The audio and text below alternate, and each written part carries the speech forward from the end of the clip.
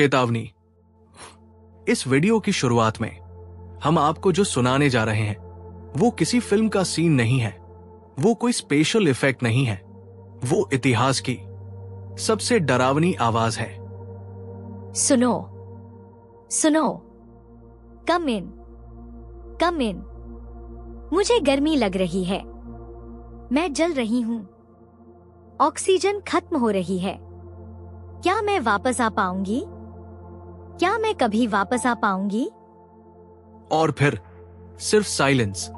ये आवाज एक महिला कॉस्मोनॉट की आखिरी चीखें थी। तारीख थी 23 मई 1961। इतिहास की किताबों में लिखा है कि यूरी गगरीन अंतरिक्ष में जाने वाले पहले इंसान थे और वो जिंदा वापस आए थे। लेकिन क्या हो अगर मैं आपसे कहूं कि वो पहले इंसान नहीं थे? क्या हो अगर उनसे पहले भी सोवियत यूनियन ने कई इंसानों को उस काले अंधेरे में भेजा था, लेकिन वो कभी वापस नहीं आए।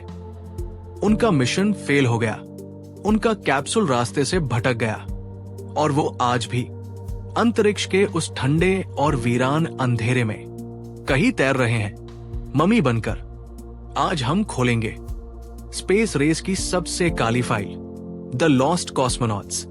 कितने लोग थे जिन्हें रूस ने इतिहास के पन्नों से मिटा दिया, और वो इटली के दो भाई कौन थे जिन्होंने अपने घर की छत से इन मरते हुए अंतरिक्ष यात्रियों की आखिरी चीखें सुनी थी? आज का ये वीडियो आपके रोंगटे खड़े कर देगा। कहानी को समझने के लिए हमें 1960 के दशक में जाना होगा। ये कोल्ड वॉर का दौर था। दो सुपर पावर देश, अमेरिका और सोवियत यूनियन, रूस, एक दूसरे के खून के प्यासे थे। लेकिन ये लड़ाई जमीन पर नहीं लड़ी जा रही थी, ये लड़ाई आसमान में लड़ी जा रही थी। स्पेस रेस शुरू हो चुकी थी। रूस किसी भी कीमत पर अमेरिका को हराना चाहता था। वो दुनिया को दिखाना चाहते थे कि अंतरिक्ष में पहला इंसान भेजने वाला देश रशिया होगा। दबाव बहुत ज्यादा था। वैज्ञानिकों को रातों रात रॉकेट्स तैयार करने के आदेश दिए जा रहे थे। सुरक्षा के इंतजाम ना के बराबर थे। मकसद सिर्फ एक था, ऊपर जाओ और पहले जाओ। और इसी जल्दबाजी में रूस ने कुछ ऐसी गलतियां की जिन्हें छिपाने के लिए उसने इतिहास को ही बदल दिया। इटली के तुरिन शहर में दो भाई रहते थे, अचिल और जोवानी जुडिका कौडिग्लिया। ये कोई वैज्ञानिक नहीं थे, ये बस दो युवा लड़के थे जिन्हें रेडियो टेक्नोलॉजी का बहुत शौक था। उन्होंने अपनी बिल्डिंग की छत पर कबाड़ और तारों से जोड़कर एक बहुत बड़ा लिसनिंग स्टेशन बनाया था। उनका मकसद था अंतरिक्ष से आने वाले सिग्नल्स को पकड़ना। लेकिन उन्हें नहीं पता था कि वो कुछ ऐसा सुनने वाले हैं जो दुनिया को कभी नहीं सुनना चाहिए था। तारीख 28 नवंबर 1960। यूरी गगरीन की आधिकारिक उड़ान से कई महीने पहले इन दोनों भाइयों के रेडियो पर एक अजीब सा सिग्नल आया। ये कोई मशीन की आवाज नहीं थी, ये किसी सैटेलाइट की बीप नहीं थी। ये मोर्स कोड SOS अंतरिक्ष से कोई मदद की गुहार लगा रहा था। जब उन्होंने उस सिग्नल को डिकोड किया और उसकी लोकेशन ट्रेस की, तो उनके पैरों तले जमीन खिसक गई। वो सिग्नल धरती से दूर जा रहा था। मतलब एक स्पेसक्राफ्ट जिसे धरती पर वापस लौटना चाहिए था, वो गलती से गहरे अंतरिक्ष, डीप स्पेस की तरफ निकल गया था। उस यान के अंदर जो भी था वो धीरे धीरे धरती से दूर मौत के अंधेरे में जा रहा था। रेडियो पर वो SOS सिग्नल धीरे धीरे कमजोर होता गया और फिर हमेशा के लिए गायब हो गया। रूस ने कभी इस मिशन का जिक्र नहीं किया। उस दिन अंतरिक्ष ने अपना पहला खोया हुआ यात्री निगल लिया था। लेकिन ये तो बस शुरुआत थी। फरवरी 1961 इन दोनों भाइयों ने एक और सिग्नल पकड़ा। इस बार ये कोई कोड नहीं था।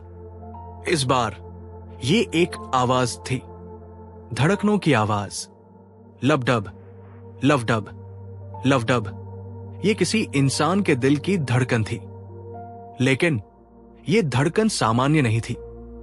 ये किसी ऐसे इंसान की धड़कन थी जो मर रहा था। हार्ट बीट बहुत तेज थी, जैसे किसी को हार्ट अटैक आ रहा हो, और उसके साथ भारी सांसों की आवाज आ रही थी, जैसे ऑक्सीजन खत्म हो रही हो। कुछ ही मिनटों में वो धड़कन रुक गई और रेडियो फिर से शांत हो गया। रूस ने फिर से चुप्पी साधे रखी। उन्होंने दुनिया को बताया कि उन्होंने सिर्फ एक खाली कैप्सूल भेजा था, लेकिन खाली कैप्सूल में दिल नहीं धड़कते। फिर आया 12 अप्रैल 1961। यूरी गगरीन अंतरिक्ष में गए और सही सलामत वापस आए। पूरी दुनिया ने जश्न मनाया। रूस ने अपनी जीत का ऐलान किया। लेकिन क्या वो सच में पहले थे, या वो पहले किस्मत वाले थे जो जिंदा बच गए? कॉन्स्पिरेसी थ्योरीज कहती है कि यूरी गगरीन से ठीक 5 दिन पहले 7 अप्रैल 1961 को एक और कॉस्मोनॉट ऊपर गया था। उसका नाम था व्लादिमीर इल्यूशिन। वो रूस के एक बहुत बड़े जनरल का बेटा था।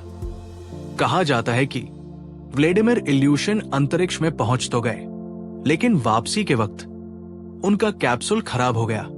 वो रूस में लैंड करने के बजाय चाइना में जा गिरे। वो बुरी तरह घायल हो गए थे। रूस ये बर्दाश्त नहीं कर सकता था कि उनका हीरो दुश्मन देश चाइना में क्रैश हो गया। ये उनकी बेइज्जती होती। इसलिए उन्होंने व्लादिमीर इल्यूशिन के पूरे मिशन को सीक्रेट बना दिया।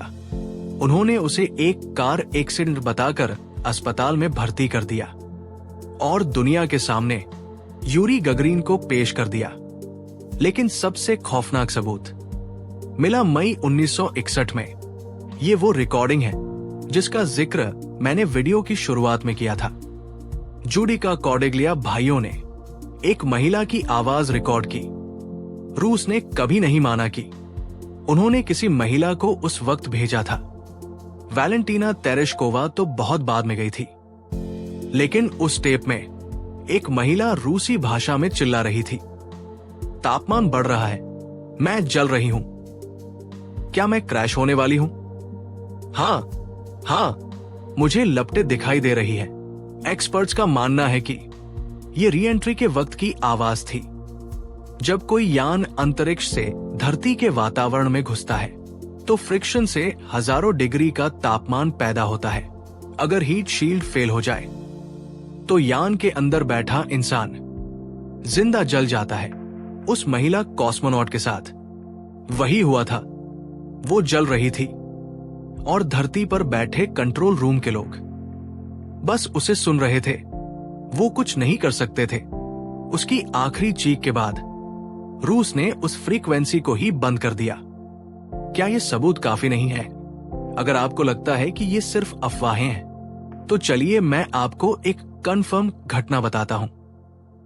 एक ऐसी मौत जिसे रूस छिपा नहीं पाया। व्लादिमीर कोमारोव, सोयूज 1 मिशन, साल 1967। व्लादिमीर कोमारोव को पता था कि जिस रॉकेट में उन्हें भेजा जा रहा है वो खराब है। उसमें 203 तकनीकी खामियां थी। लेकिन रूस के नेताओं को कम्युनिस्ट क्रांति की सालगिरह पर दुनिया को ताकत दिखानी थी।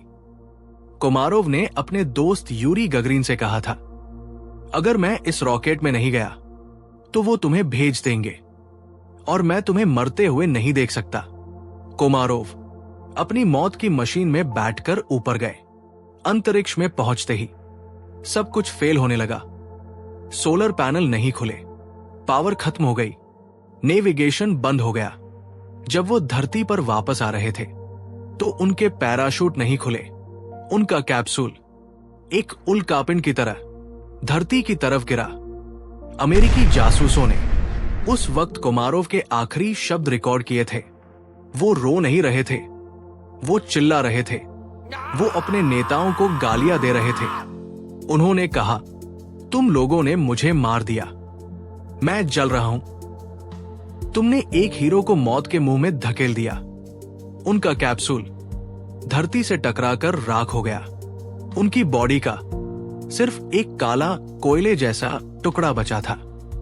अगर रूस एक नेशनल हीरो के साथ ऐसा कर सकता है, तो उन अज्ञात कॉस्मोनॉट्स के साथ क्या किया होगा, जिनका नाम कोई नहीं जानता।